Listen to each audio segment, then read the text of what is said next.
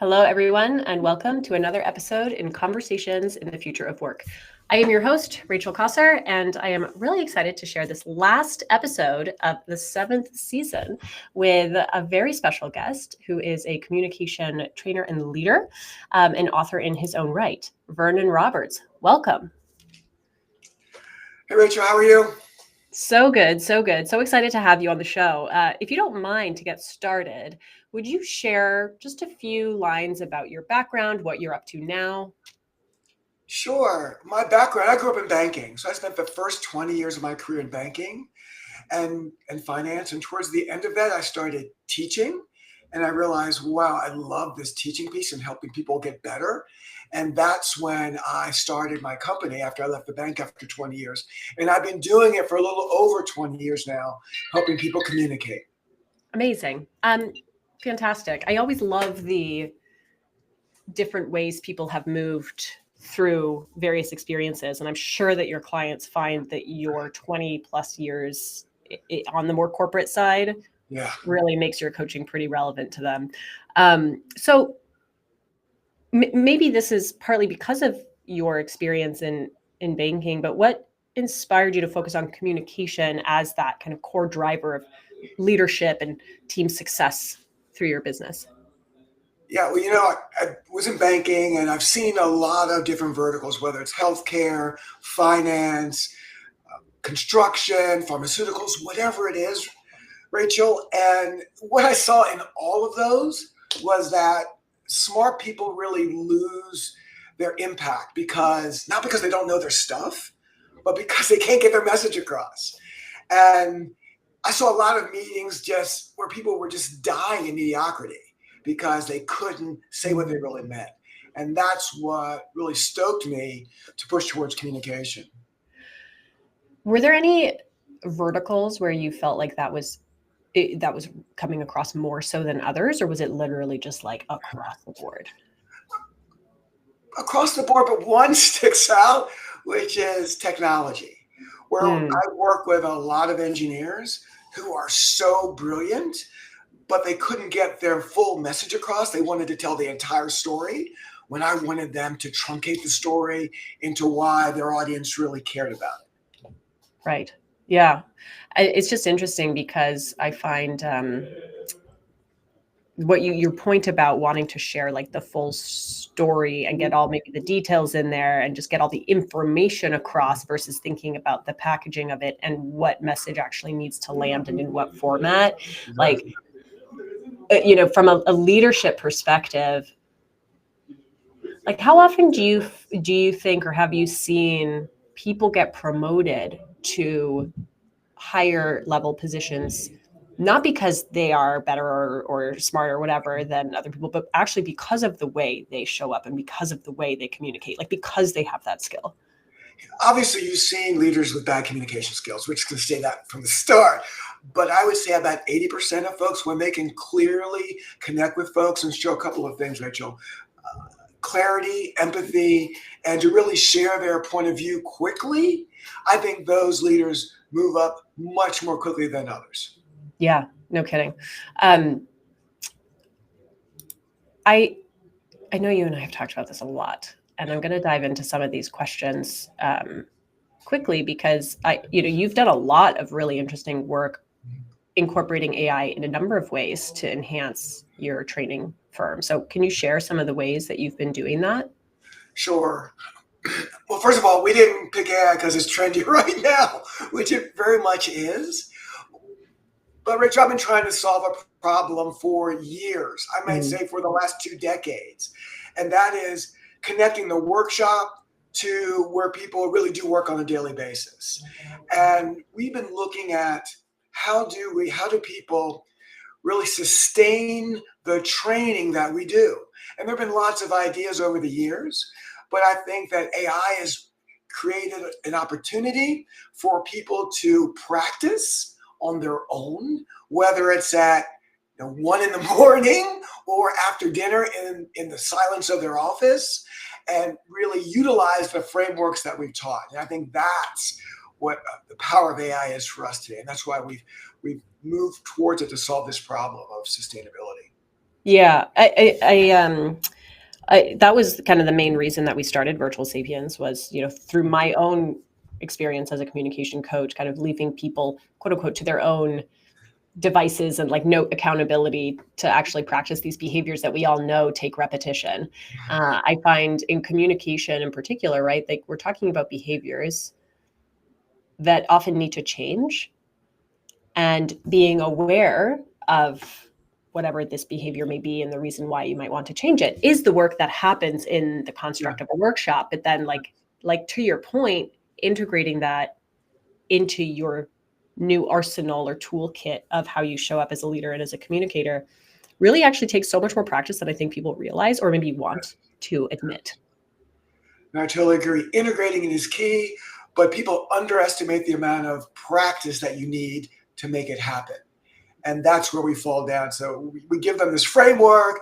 They try it for the first week. The manual sits on their desk. It gets dust. It moves from their desk to their credenza in the back after a few weeks, and it's forgotten. So that we found that the people that actually practice, and actually the clients that actually integrate it into the process of work, their managers that use it and show them how to use the frameworks really helps. So that's what we figured AI would even take another step further to them actually owning the skills. Right, exactly. And how would you design that into your program flow in an ideal world? And this is all, of course, assuming that people will actually use this, like Sure. use the AI and interact with it, right? Yeah. Well, there's actually two ways. One way, we're going to have it blend with our face-to-face workshops, or face-to-face or virtual workshops, Nice. where it's almost a bolt-on afterwards. So my client can purchase this module if they would like to have their people practice more. As you know, Rachel, they can also, if they want to, they can see how many times they practice, if they want that insight into there, and see how much time they're putting in and if they're getting better. They can do that. Right.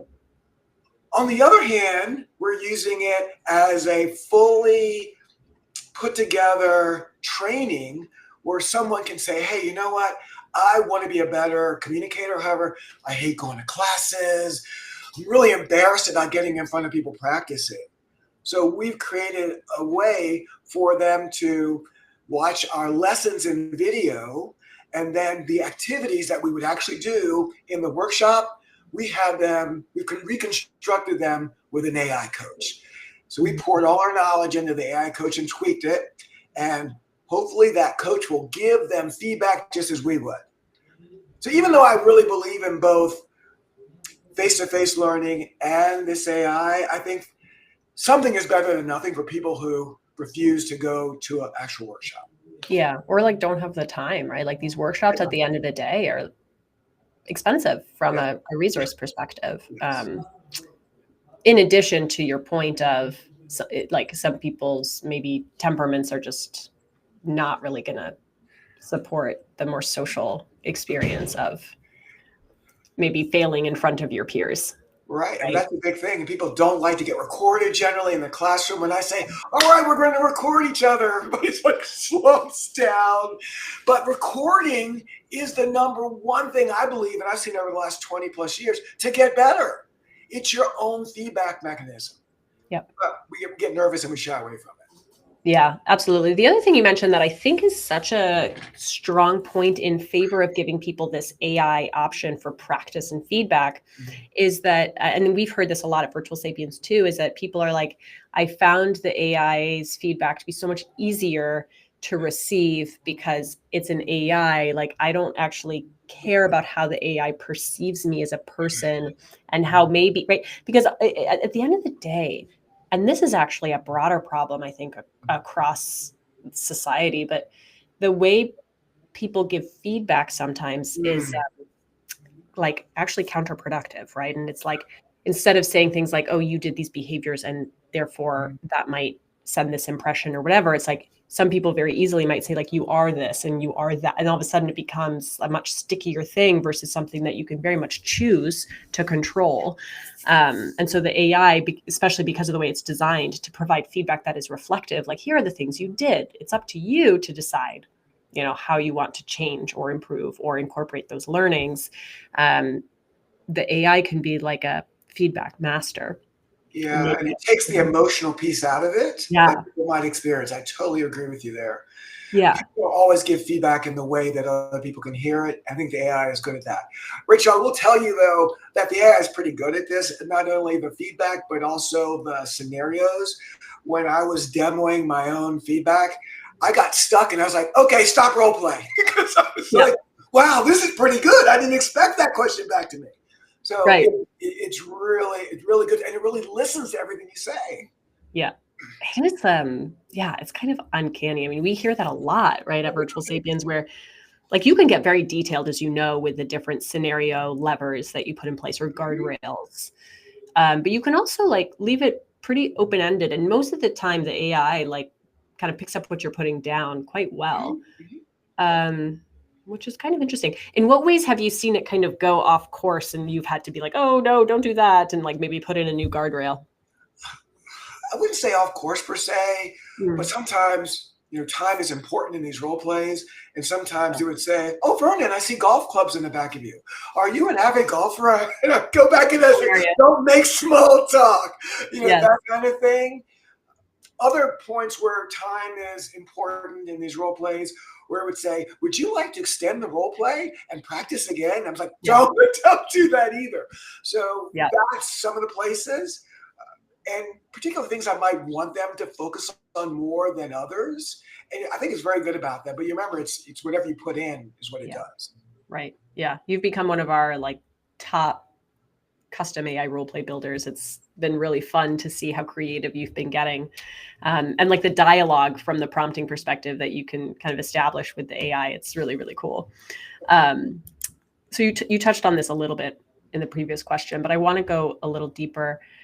Like, where do you see the optimal balance between human-led training and coaching? But then also,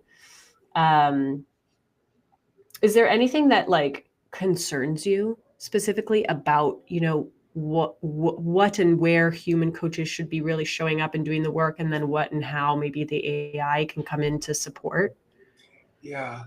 One of my colleagues that works at one of our most prolific trainers on my team, when I told her about this project, she was like, AI is going to take our jobs.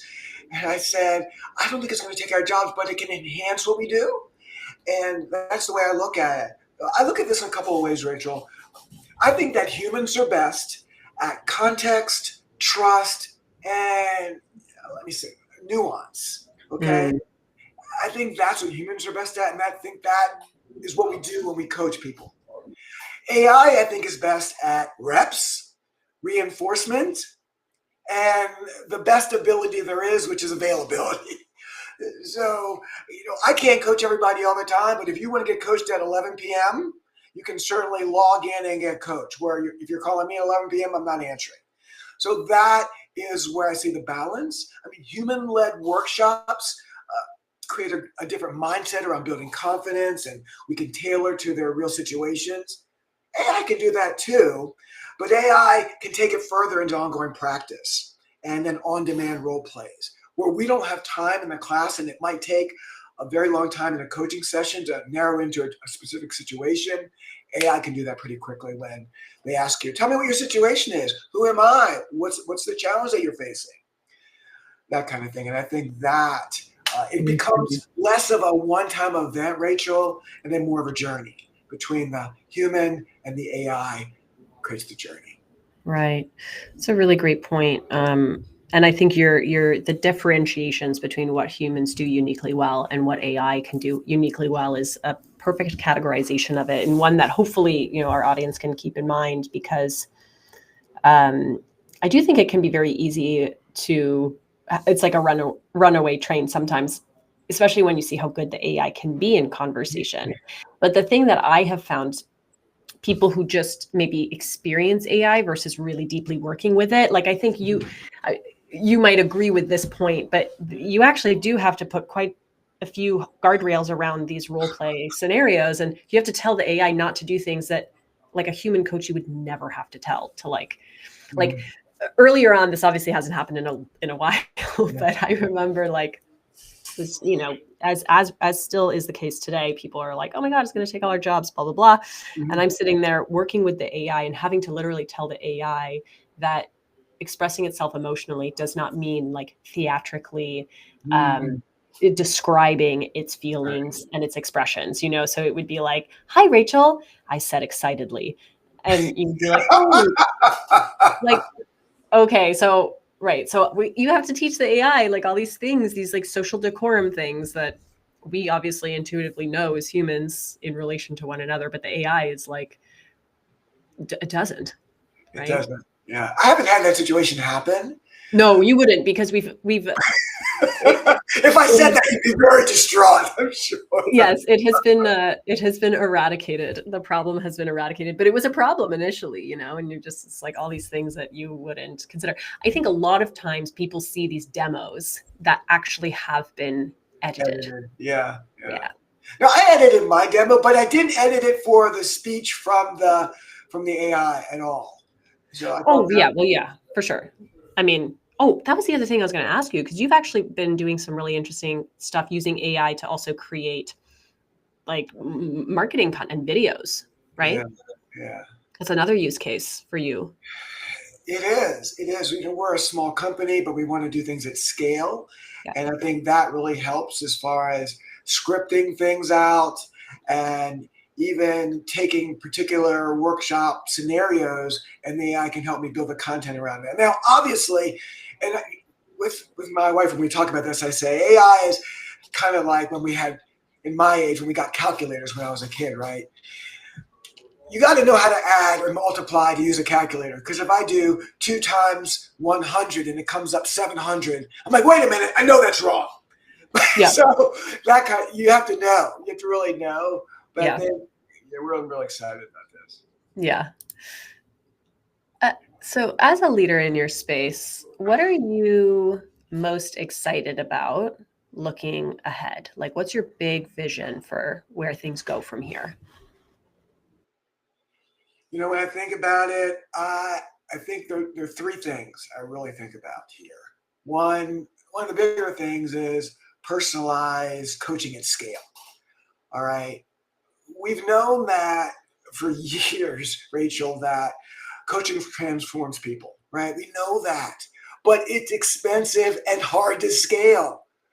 But with the AI and the way we've tailored it, we believe that people can do their real scenarios within the AI and not just generic exercises. In the classroom, we're doing generic exercises. We don't have a lot of time with you, but you can actually feed the AI information to do a really specific scenario. And so personal coaching at scale is one. The second one thing I mentioned to you already, which was closing the gap between the workshop and the workday, right? Combining human training plus AI sustainment. So that's it, especially with difficult conversations, things like that. Mm-hmm.